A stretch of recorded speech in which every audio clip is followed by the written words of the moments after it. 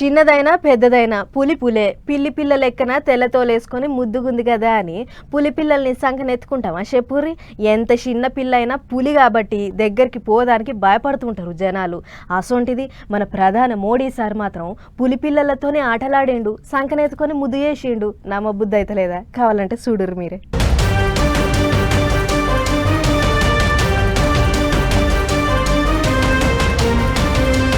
ఒక పులి పిల్లను ఒళ్ళె కూసబెట్టుకున్నాడు. 2 పిల్లలు సార్ చుట్టూ తిరుగుతున్నాయి. ఏహే ఊకోయే కాక గయ్యి పులి పిల్లలేంది, చూస్తుంటే పిల్లి పిల్లల లెక్కనే ఉన్నాయి అనకులి.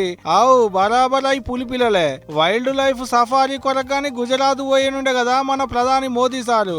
ఆగో అట పోయిన కాడ ముఖేష్ అంబానీ పెట్టిన వాంతారా వన్యప్రాణుల సంరక్షణ పునరావాస కేంద్రాన్ని ప్రధాని మోదీ సారు సాల్వ్ చేసిండు. ఆటంక ఇగో ఇట్లా గావిడితోని మస్తు సంబరంగా ఆడుకున్నాడు మోదీ సారు.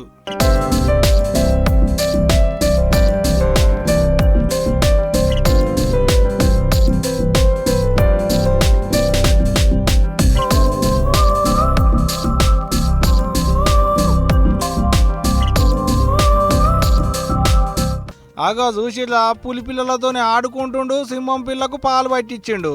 సింహం జూలు సారు దువ్వితే సారు జూలు సింహం దువ్వుతుంది.